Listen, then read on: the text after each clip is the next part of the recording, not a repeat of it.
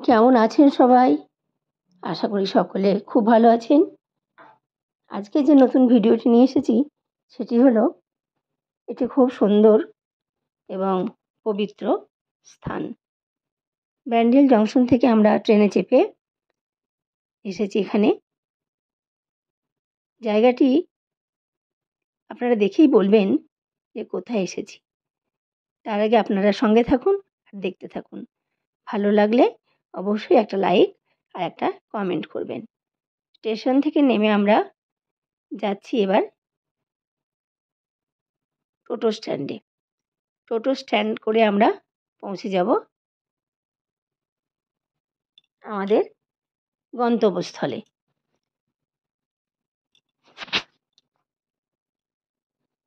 পৌঁছে গেছি আমরা ট্রেনে করে বেলুড়। বেলুড় মঠের নাম জানে না এমন বাঙালি তো কেউ নেই।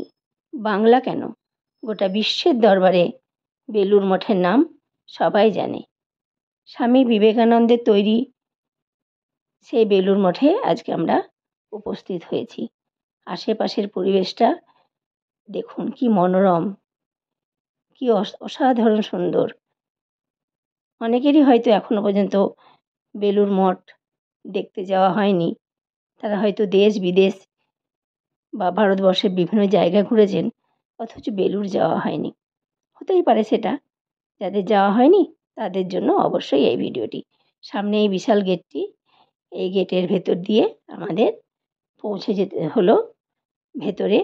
ভেতরে একদম মা গঙ্গা সুন্দরভাবে বয়ে যাচ্ছেন। এই মা গঙ্গার তীরেই গড়ে উঠেছে বেলুড় মঠ। ঠাকুর শ্রী শ্রী রামকৃষ্ণের এটা মন্দির। এখানে বসে ঠাকুরকে ধ্যান করা হয়, তাকে ভোগ নিবেদন করা হয়। এর এই সাইডে পিছনে আমরা অপেক্ষা করছি, বহু মানুষ অপেক্ষা করছে প্রসাদ গ্রহণের আশায়। ঠাকুরের পুজো হয়ে গেলেই আমরা প্রসাদ ভোগ নিতে পারবো।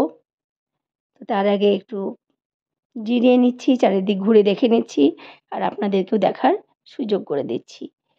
রবীন্দ্রনাথের কথায় মনে পড়ে যায়, কবিগুরু বলেছিলেন, দেখিতে গিয়াছি পর্বতমালা, দেখিতে গিয়াছি সিন্ধু, দেখা হয় নাই ঘর হতে শুধু 2 পা ফেলিয়া, একটি ঘাসের শীষের উপর একটি শিশুর বিন্দু। তাদের জন্যই এই কথাটি বলা হলো যারা এখনো বেলুড় দেখেননি। আমার বোধহয় 5-7 বার এই বেলুড় মঠে আসা হয়ে গেছে। তো সৌন্দর্য তো বর্ণনা করে শেষ করতে পারবো না। এখানে না আসলে, এখানে কেন কোথাও না গেলে তার সম্পর্কে বুঝিয়ে বলা সম্ভব নয়। অন্ধ মানুষ যেমন হাতি ছুঁয়ে দেখে বর্ণনা করে হাতি কেমন, ঠিক তেমনটাই আমাদের বর্ণনা হবে কোথাও না গিয়ে দেখার মতো।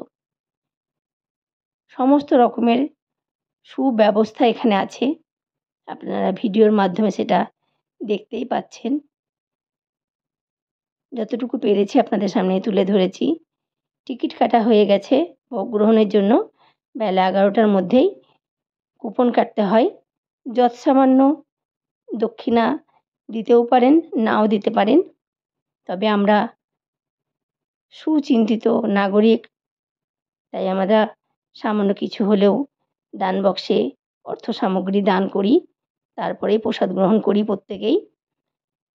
তো আমরা এখন বসে আছি গঙ্গার ধারে, প্রসাদের জন্য কখন লাইন দিতে হবে এবং আমরা গিয়ে সেই প্রসাদ গ্রহণ করব। অনেকেই বসে আছে দেখুন, আমরাও ঘুরে ঘুরে দেখছি। আমরা স্বামী স্ত্রী দুজন মিলেই আজকে বেলুড়ে এসেছি একা একা। আগের দিনকে এসেছিলাম, মানে গতকালকে এসেছিলাম। আমার মাসি ছিল সঙ্গে, আমার ভাই ছিল। তো আজকে আবার আমরা এসেছি। এই দেখুন খাবার জন্য লাইন পড়ে গেছে। আমরা তাড়াতাড়ি এসে আবার লাইনে যোগদান করলাম।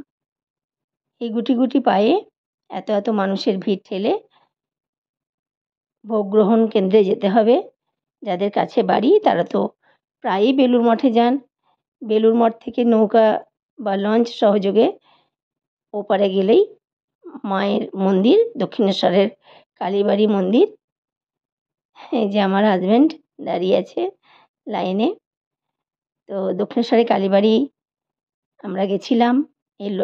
একবার গেছিলাম নৌকা করে পেরিয়ে, আর আজকে যাব লঞ্চে করে পেরিয়ে।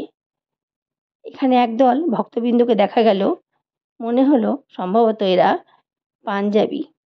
ওদের পোশাক আশাক বা চেহারাতে আমরা সেটাই অনুমান করলাম। ভীষণই ভক্ত নিশ্চয়ই হবে। এরা পুরোটা প্রদক্ষিণ করছেন। এখানে খালি পায়ে প্রদক্ষিণ করার নিয়ম, তাই ওনারা খালি পায়েই আছেন। এরপরে আমরা এখানে বসে থাকতে থাকতে কিছুক্ষণ পরে মা গঙ্গার জলে কাছে এসে মাথায় একটু জল ছিটিয়ে নেওয়ার জন্য ঘাটের দিকে এলাম। আমরা বিভিন্ন সময় ভিডিওতে দেখেছি যে এই ঘাট প্লাবিত করে বন্যা চলে আসে। যাই হোক, সেখান থেকে আমরা এসে পৌঁছে গেছি খাবারের ঘরে। খাবারের ঘরটি দেখুন, একসঙ্গে কত হাজার মানুষ এখানে বসে প্রসাদ গ্রহণ করতে পারবে, তার কি সুব্যবস্থা। আমরাও বসে পড়েছি সুন্দরভাবে নিজের নিজের জায়গায়। আজকের খাবার ছিল খিচুড়ি ভোগ, আর একবার এসে অন্নভোগ পেয়েছিলাম। অসাধারণ খিচুড়ি ভোগ হয়েছিল আজকে। সকলে এখানে আমরা বসে পড়েছি, থালাতে পড়েও গিয়েছে আমাদের প্রসাদ। আমরা প্রসাদ গ্রহণ করেই আবার বাইরে বেরিয়ে যাব দক্ষিণেশ্বরের উদ্দেশ্যে। সঙ্গে থাকার জন্য অনেক ধন্যবাদ আপনাদেরকে।